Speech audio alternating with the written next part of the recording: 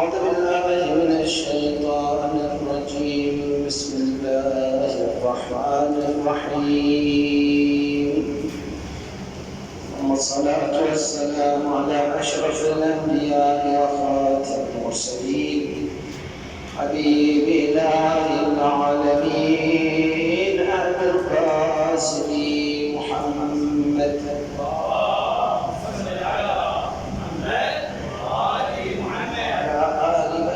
الطيبين الطاهرين الغر الميامين الذين أذهب الله عنهم الرجس وطهرهم تطهيرا.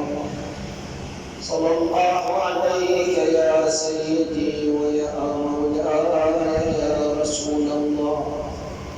صلى الله عليك يا أبا عبد الله يا رحمة الله الواسعة ويا باب نجاة الأمة يا كريم ويا مظلوم كربلاء. يا ليتنا كنا معكم سادتي فنفوز فوزا عظيما.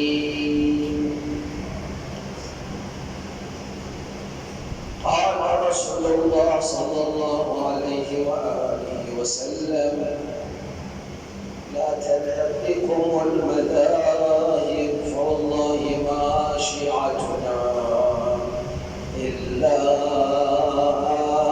من أطاع الله. لقضاء الحوائج شفاء المرضى تعجيلا للفرج عطر الرفع والصلاة على محمد وآل محمد. صل على محمد وآل محمد. مبدئيا أنا أبارك لكم على هذا الصرح المبارك، هذه الحسينية التي كما قال رسول الله صلى الله عليه وآله وسلم: حي المرء بثلاث، لا يموت المرء إلا بثلاث: صدقة جارية وولد صالح وعلم ينتفع منه. وهذه صدقة جارية،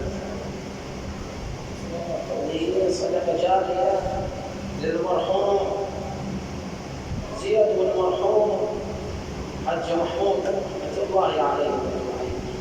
وهذه صدقة جارية لكم إن شاء الله. نعم، هنيئا لكم على هذا الصرح المبارك. فنسأل من الله لكم التوفيق والسداد والاستمرار على هذه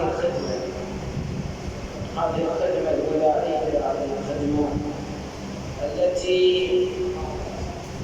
هي تشييد للدين فيها، لأن خص الحسينيات ومجالس العزاء ومجالس أهل الخير ترهب الأعداء والصهاينة. مش مجالس لا كما كرر الحديث، هذه المجالس ترهب الأعداء. خصوصا الحسينيات اللي كل حسينية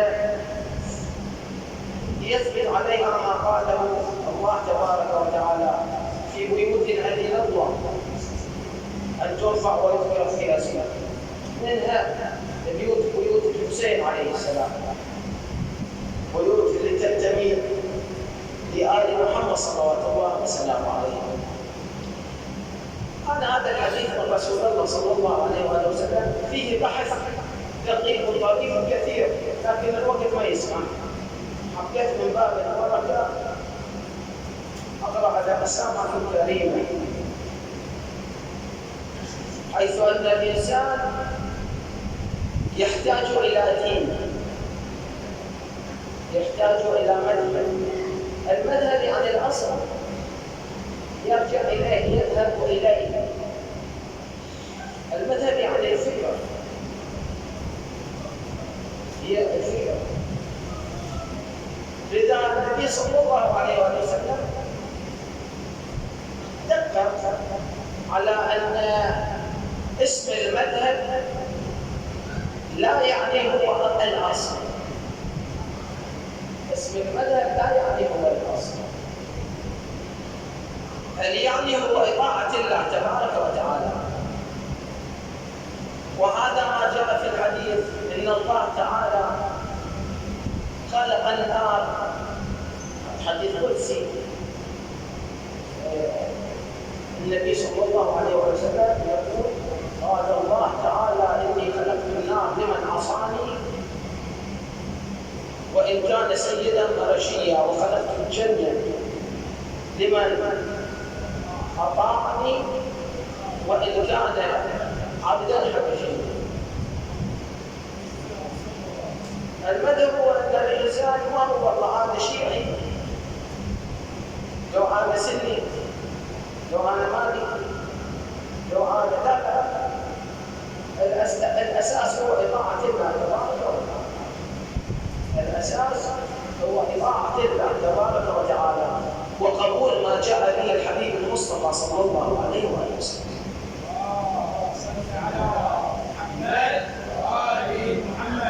معوضين يقولون أشهد أن لا إله إلا الله وأن إطاعة لله، لكن ما جاء به النبي صلى الله عليه وسلم لم يقتنعوا.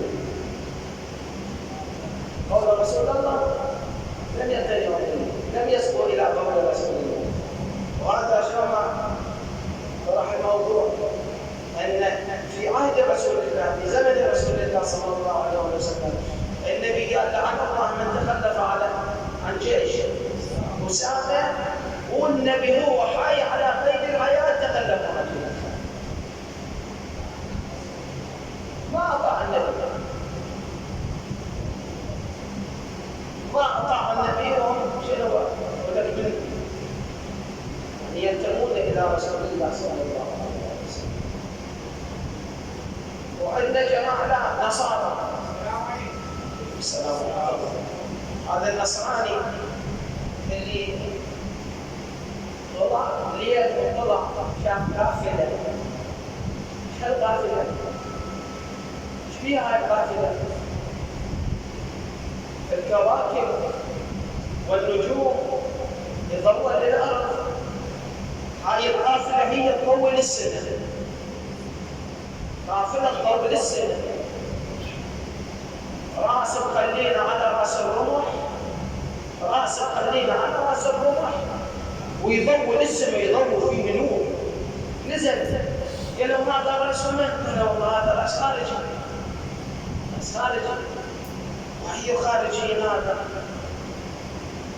شنو الخارجي؟ أله اسم؟ قالوا إيه الاسم؟ هذا الحسين ابن من؟ ابن علي بن أبي طالب.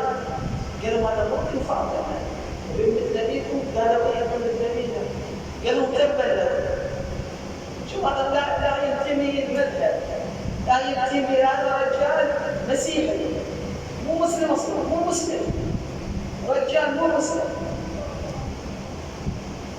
كانوا تبا لك ولكم كتاب الحسين لأجل الدين والدنيا، حقوا فلوس، حقوا فلوس اعطوني رأس الحسين، خلت برك بي وأنا مسيحي، وأخذ رأس الحسين وبقي إلى الصباح يبكي على رأس الحسين.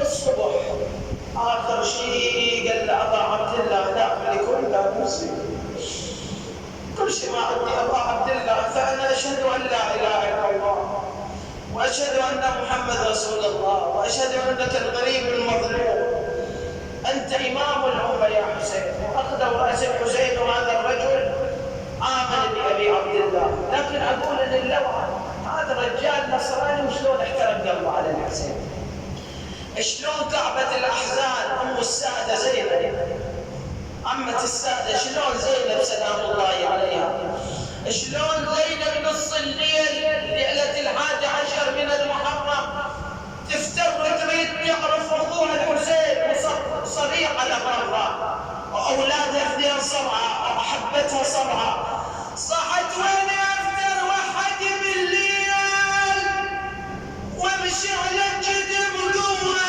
شفتي الحسين ما شفتي؟ قالت لي يا داعي نايم وقول